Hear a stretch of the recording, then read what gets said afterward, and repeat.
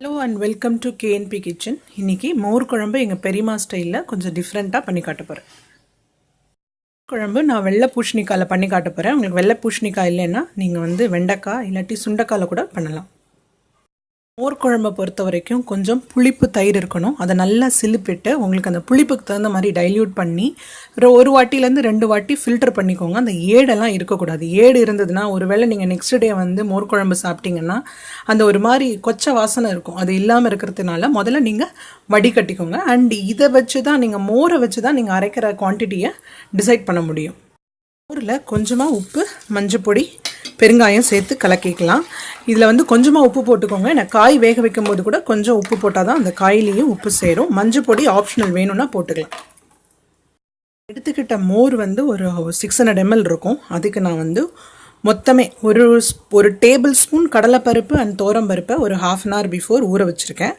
5லேருந்து 6 பச்சை மிளகாவை கட் பண்ணி வச்சுருக்கேன். 1/2 டீஸ்பூன் ஜீரகம், ஒரு 2 சில் தேங்காவை சின்ன சின்ன பீசஸாக கட் பண்ணி வச்சுருக்கேன். அண்ட் கொஞ்சமாக இஞ்சி வாசனைக்கு நல்லாயிருக்கும். அண்டு உளுந்து ஜஸ்ட்டு ஒரு 1/4 டீஸ்பூன் உளுத்தம்பருப்பும் கொஞ்சமாக வெந்தயமும் இதை நல்லா வறுத்துட்டு இதில் சேர்த்து அரைக்கணும். மற்றதெல்லாம் பச்சையாக போடணும். இதை மட்டும் கொஞ்சம் வறுத்துட்டு போட்டால் ரொம்ப வாசனையாக இருக்கும். வெந்தயம் நிறைய போட்டுறாதீங்க, கசந்து போயிடும்.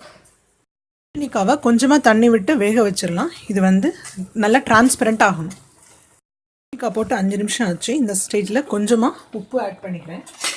லைட்டாக மிக்ஸ் பண்ணிடலாம். ஆல்ரெடி மோரில் கொஞ்சம் உப்பு போட்டிருக்கோம். அதனால் இந்த காயில் உப்பு பிடிக்கிறதுக்கு மட்டும் கொஞ்சமாக உப்பு ஆட் பண்ணிக்கணும். இது இன்னும் நல்லா டிரான்ஸ்பரண்ட் ஆகணும். வேண்டியதெல்லாம் நல்லா நைஸாக அரைச்சாச்சு. இப்போ இதை மோரில் மிக்ஸ் பண்ணிடலாம். பூசணிக்காய் நல்லா வெந்துருச்சு.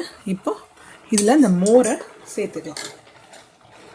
சேர்த்துட்டு இதை நல்லா மிக்ஸ் பண்ணிவிட்டு இது ஒரு பொங்கணும். அவ்வளோதான். இதை நல்லா ஒரு வாட்டி மிக்ஸ் பண்ணிடலாம். நல்லா ஒரு ஹை ஃப்ளேமில் வச்சுட்டு நல்லா ஒரு ரசம்லாம் எப்படி நுர கட்டுமோ அது மாதிரி நுர தட்டணும். பாருங்கள், நல்லா நுர தட்டிகிட்ருக்கு. இன்னும் 1 நிமிஷம் விட்டிங்கன்னா ஃபுல்லாக வந்துடும். வந்ததுக்கப்புறம் ஒரு வாட்டி கலக்கிட்டு ஒரு 2 நிமிஷம் சிம்மில் வச்சுட்டு ஆஃப் பண்ணிடணும்.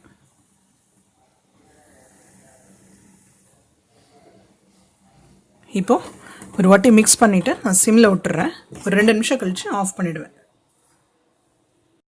அடுப்பை ஆஃப் பண்ணியாச்சு. கடுகு, கருவேப்பிலை, ஒரே ஒரு காஞ்ச மிளகாய் இதை தாளிச்சாச்சு. இதில் கொட்டிடணும். ஒரு வாட்டி மிக்ஸ் பண்ணிடணும்.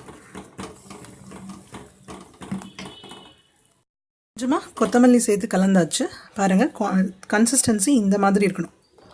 ரொம்ப திக்காகவும் இருக்கக்கூடாது, ரொம்ப தண்ணியாகவும் இருக்கக்கூடாது.